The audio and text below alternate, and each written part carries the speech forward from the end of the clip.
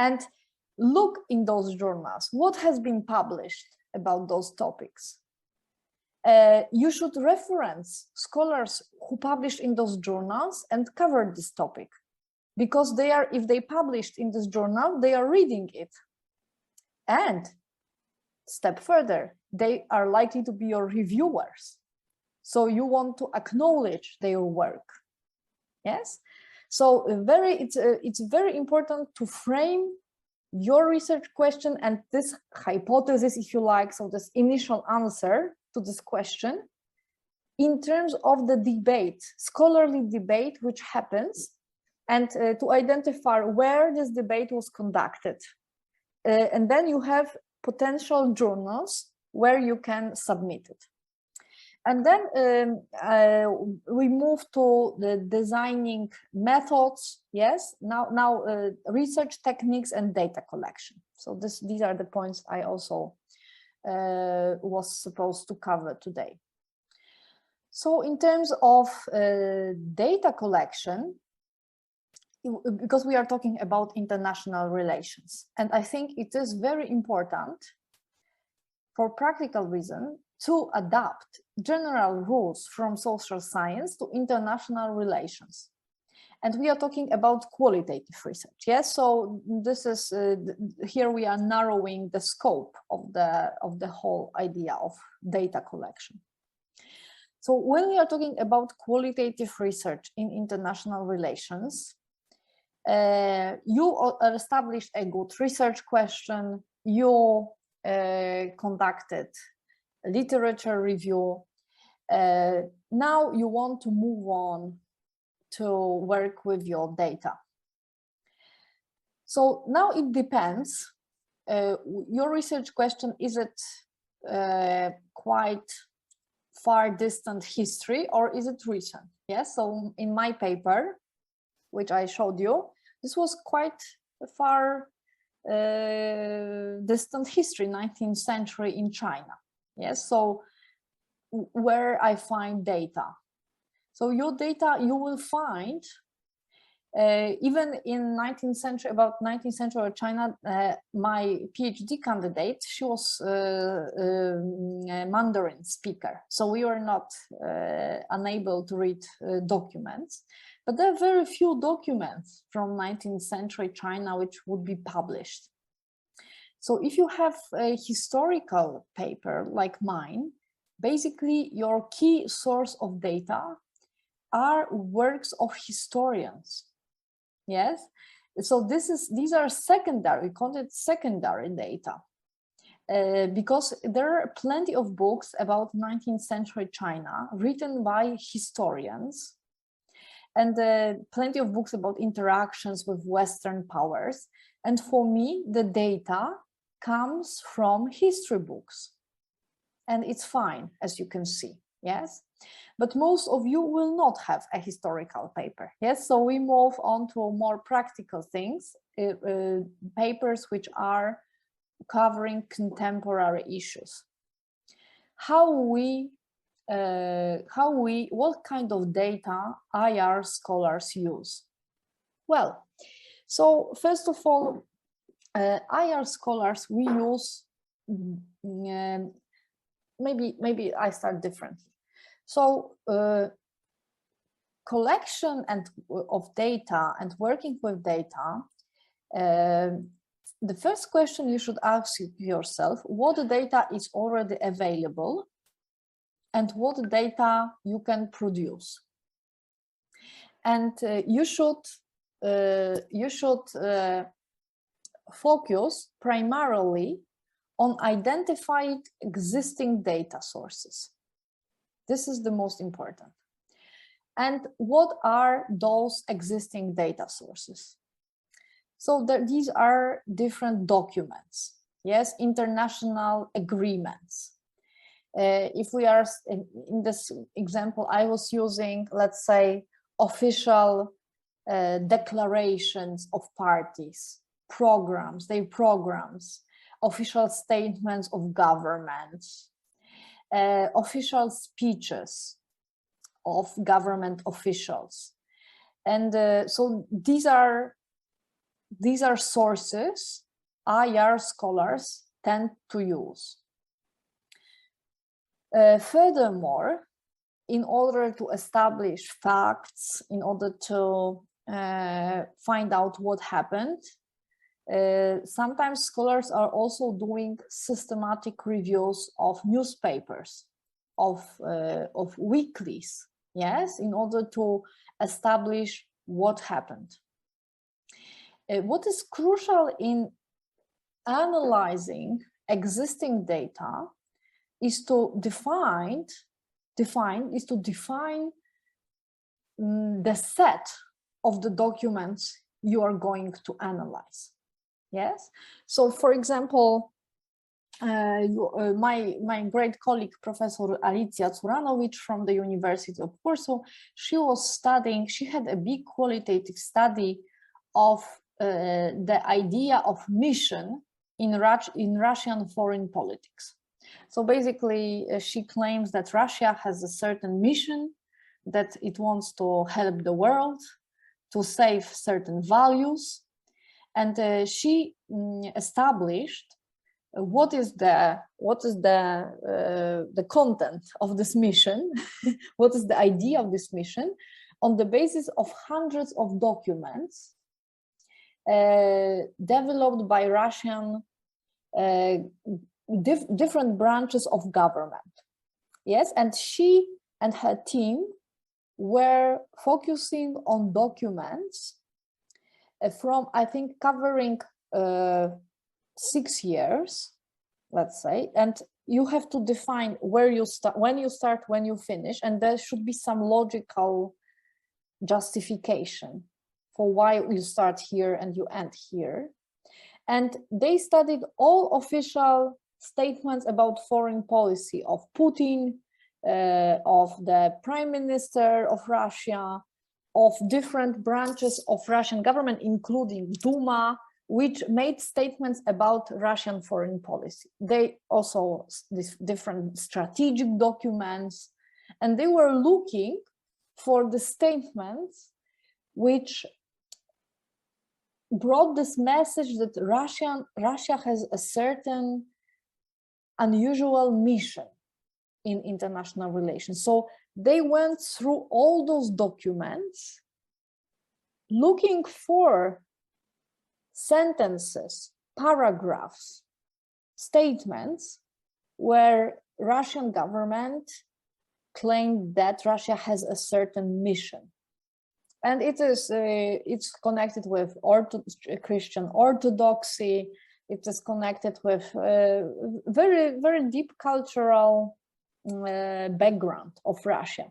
And so this is the qualitative research. Yeah, so you have those existing data on produced by governments and officials, and then you are finding those fragments, and the technique is coding.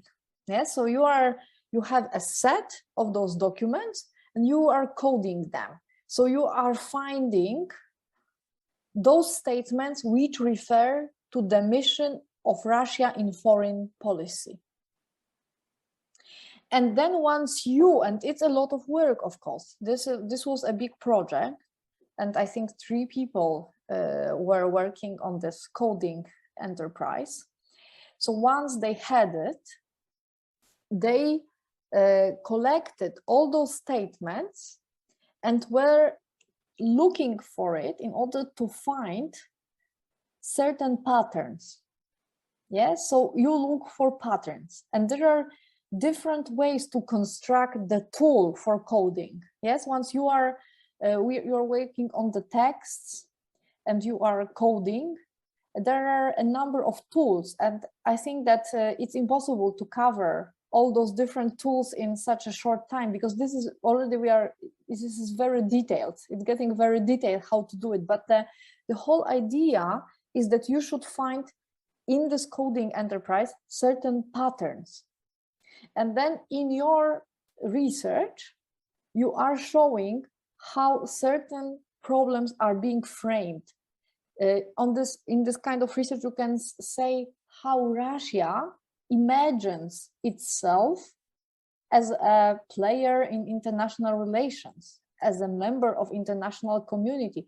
What is, for Russians' perspective, what is particular in themselves? You know, every country believes the country is special. So this kind of, you could do for every country. Poland also believes we are very special. So it's very regular that everyone believes being special. So this is working on existing data. Yes, so very often these are texts. Very often qualitative data is about texts. Sometimes you use different reports, yes, like reports produced by different think tanks as a source of your data. Yes, this is where you get your information. Sometimes you're using as data also books by other scholars. Yes, like for example, in my research, yes, which was historical, but sometimes in more recent studies, I'm constantly letting in students, so I remember about it. So you are basically using also other scholars' works as a source of data. So this is working with existing data. And in research in international relations, first of all, you should focus on working on existing data. There is also a second part, which means producing new data. And the techniques for producing new data are especially interviews. Yes, IDI, individual in-depth interview. This is something we use in international relations. But if you want to conduct IDI, you should be very clear what you want to learn from this IDI. Why? Because when you are studying international relations, typically, because it's very different in sociology than in IR. In IR, typically we discuss with elites.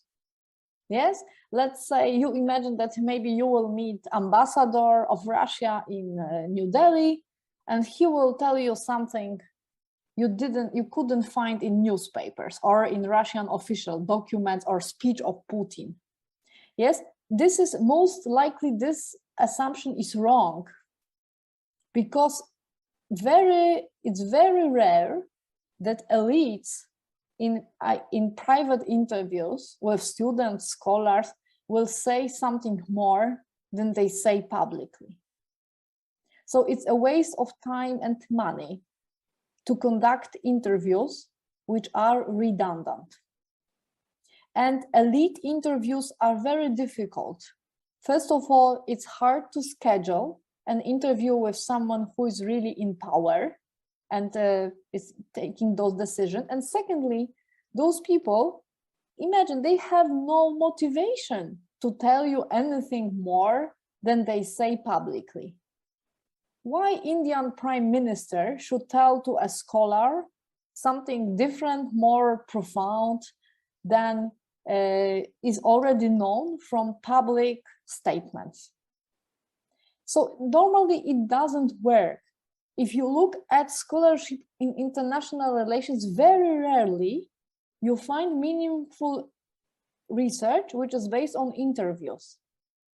This is the reason, because elite interviews are difficult, and especially in IR, especially if there are matters of security, you know, this is all secret, they will not tell you. So this is redundant to plan data collection as interviews with people who will anyway not tell you anything new. So you should, if you want to collect data through interviews, you should know what you want to find out. So either you are going to ask those people about things which they didn't, normally they don't talk about. And you believe they have no stakes to lie or to hide. Yes. Or you're not making interviews with elites in IR. And this is the most often, the most frequent development. Well, normally IR scholars, for their research, they're not basing it on interviews with politicians.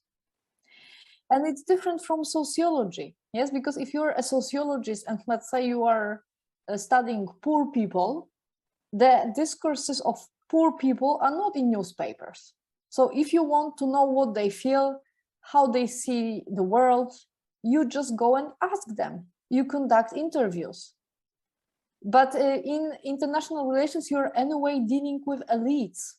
And what they want to say, it's typically very well known. So we rarely collect data through IDIs in international relations. Having said that, there is one thing which we sometimes do, and it can be very helpful for your research, is expert interviews. You can conduct interviews with foreign policy experts, not politicians, not officials, not diplomats. Diplomats are especially unlikely to tell you, especially because they are very, very cautious. So I never learned anything interesting from diplomats, retired diplomats. Yes. So it's, for example, I think it's very interesting to collect data from diplomats about events which were 20 years old, because it is not in the game anymore. They are retired, and you can get very interesting data about things which are like 20, 30 years old, which happened 20 or 30 years ago, from diplomats who are retired, and they are less under pressure to maintain the official narrative of a state they are representing. You understand it. I'm sure you very well understand it. It's everywhere. It works the same. So if you have a topic about, let's say, India's foreign policy in 1990s, I think it would make sense to talk to diplomats, to decision makers, because a lot have changed since then. But there will be some sensitive issues on which you will not learn anyway. But I think there is a value in it. But if you are discussing with things which are going on currently, it's first of all, it's hard to schedule an interview with someone who really is deciding, and secondly, very unlikely to get anything which would be new. So this is. But as I said, to interview experts in different think tanks, if you are working, let's say, if you are studying, I don't know, relations with, let's say, India and Pakistan, I think it would make sense to talk with different analysts of foreign policy in Pakistan. Because they are, it's not that they, like, I don't know what is the freedom of speech, but I'm sure they have more freedom anyway to express their opinions than politicians. So this would make sense, yes, from the point of view of data collection. And basically to conclude, if you established your hypothesis, yes, what was the mechanism of something, the causal chain, then you use this data which you collected, and it's mostly analysis of existing data. To some extent, it can be new data which you collected, which you produced via interviews. In your data analysis, you should show whether the data you found is largely confirming your hypothesis, or it's different. It worked differently. Of course, in practice, scholars don't write that it worked differently, they say, but they change hypothesis. Yes, so if with your data analysis, you found out that actually it worked differently, than what you thought initially, you, in practice, you change your hypothesis. And then your paper reveals that actually your hypothesis is correct. So at the beginning, if you are an honest researcher, at the beginning, you should not be able to say what you will find out. Yes, this is the research process. But then if you communicate your scholarship, it's more practical to adjust the hypothesis to what you found, yes? Because this is how we present, yes? There is a research question, there's something puzzling, then we read the literature, we say, okay, I expect it works like this, and then you show with your data that this is how it worked. So this is the logic. And generally, also we sometimes do group focus interviews in social sciences, but not in IR. It's extremely rare, so I will not cover it because there are a lot of research techniques in social sciences, but we rarely use in IR them. So I will not cover it because I think it's not practical. It's like rather overwhelming than helpful. So this is what I wanted to show you, and now I have 10 minutes for questions, and please, I will be very happy to answer your questions. Thank you so much, Professor Anna Wojciuk, for your deep insights, and those areas you have touched are very, very important for participants, for faculty members, students, and it's very highly insightful. Now, I would like to invite the participants for your questions.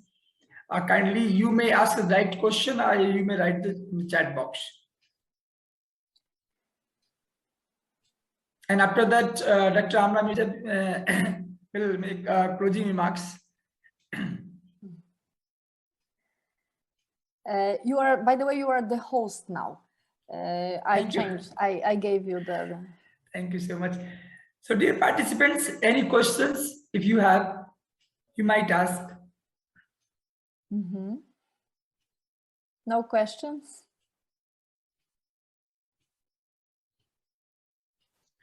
Basically, I don't have any question. I have a concern, and I have sent it over to you directly to Anna ma'am, because I have done my MPhil from Institute of Foreign Policy Studies, and there I have met Adam Borowski, His Excellency, and then Professor Markin Grabowski from University of Jagiellonian. So yes. Yeah. So actually, I have gone through your article while you are presenting it to us. So it appears very interested to me. And if possible, would you like to share it to me? I have given my email address there. So the article is in open access, and I will send to all of you if you like.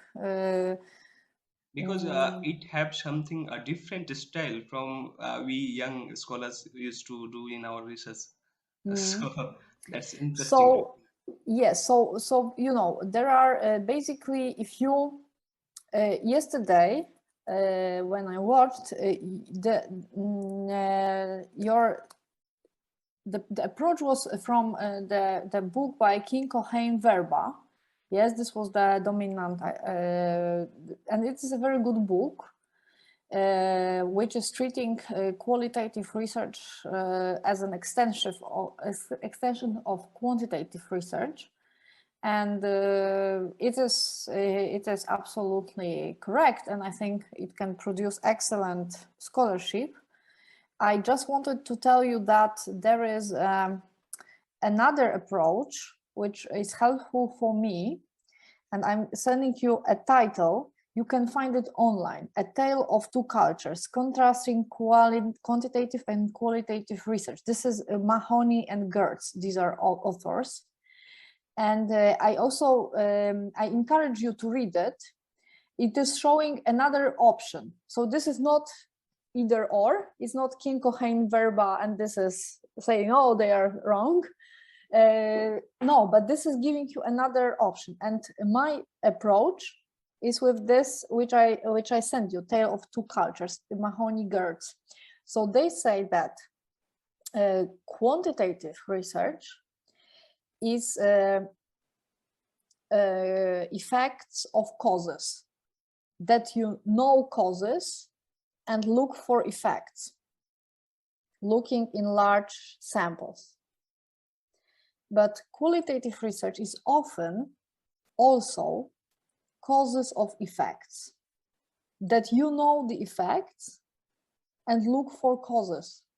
And I think this logic is very, and in my research, you see that I know the effects, that there was no balancing. And I want to find causes. Very often in qualitative research, we use causes of effects approach to find. So you find something puzzling and you look for causes. King Cochrane Verba, they have a more statistical approach. So they believe they have numerous causes and want to establish effects. This Mahoney and Gertz in this paper, they very well explain it. I recommend you to read it. If you are doing qualitative research, I think it can be helpful. I think it's, for me personally, the scholars are different, but for me personally, it's easier. For me personally, causes of effects is easier than effects of causes in IR. Okay, ma'am, I'll go through that. Yes, so I think this will give you, so do you have any other comments or questions? I will be happy to. Yet not, ma'am. Because we have 2 sessions and we have almost on same direction. I think Professor Tripathi is agree with me. And as early bird research scholars, we are almost somehow familiar with these patterns. So the very interesting thing is that you have just presented a different way to write a research article or research proposal. Particularly your research article seems something different than we used to do. So that's why it appears interesting to me, and that's why I asked for it. Okay, thank you, madam. Thank you. There are many ways, yes. So I'm not saying my way is the only one. Yes. Interesting to me. I'll go through it and we'll find something. Yeah, I would, because to be honest, I struggled for a long time to learn methodology. It was difficult for me. And I went through many summer schools, like Essex Summer School, Syracuse, this American major school. And what I am teaching is what was the most helpful for me, particularly. So I know there are many ways, and for many different things work for different people. So it's good to learn methodology from different people, because you will find someone who is the most appealing, and at some point it will click and you will say, okay, now I get it. Yes, so this is, I think it's a value that in this workshop there are different professors, because for every student, every young researcher, different person will produce this click and you will get, okay, I get it. This is what you want to experience. That's why during this particularly CBCS examination session, I have opted for 3 days on duty leave from my college to join this particular workshop to gather some experience and exposures from the different universities and institutes. So thank you. And Thank you. I'll be happy, ma'am, if you would like to share your email or contact details to me if there's not an issue. Yes, sure. Okay, thank you. My mail is publicly available. Thank you. So thank you, dear Siddham, for having here for your question and queries.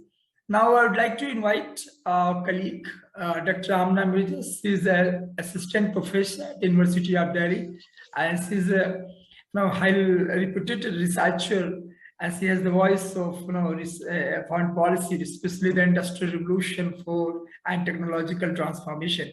Now I would like to Dr. Amna to take the floor. And, thank you so much. Thank you. I only have 1 minute, because in 1 minute I have to join the dean. Yes.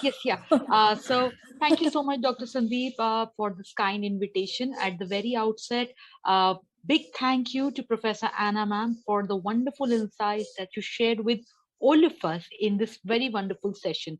I was also listening to all the important inputs that you gave us, that how we must think of questions not in the normative sense, how we must reflect on the very exercise of research as a maze, and most important, the important insights that you gave with representation of your own work that will really be very helpful for all of us to go forward with the realm of research. Now, being again, coming again, teaching and working in the realm of international relations, once again, many thanks, ma'am, because the very idea that you point out that how research in international relations is somewhere elitist, because it's very difficult to crack the perspectives of the leaders and the practicing bureaucrats. I completely empathize with that. And yes, in the realm of international relations, where there is like this entire division between hard power versus soft power, this is a very important challenge that you also enlist, which will be of great use for all the researchers while approaching their research papers and endeavors. Most important, ma'am, how you really give us an important insight with respect to balancing the quantitative and the qualitative perspective, and how you guide us that we must approach the work of research as an art, and as a maze that must present all the questions, perspectives, assumptions, hypotheses in the right manner. Ma'am, on behalf of the team of Forum for Global Studies, we thank you for sparing some of your precious time and joining us with those very important inputs. Ma'am, we look forward to learning and having more from your side further in future programs of Forum for Global Studies. So once again, thank you so much, and many thanks to all the participants who have joined us. We once again, as an important multidisciplinary think tank, Forum for Global Studies is doing some very important work, because today we must. Sorry, I have to, because my dean is calling. So thank you, guys, thank you, good luck in your research. Thank you. I'm leaving you. Goodbye. Thank you, Thanks a lot. thank you, everyone. Thank you so much.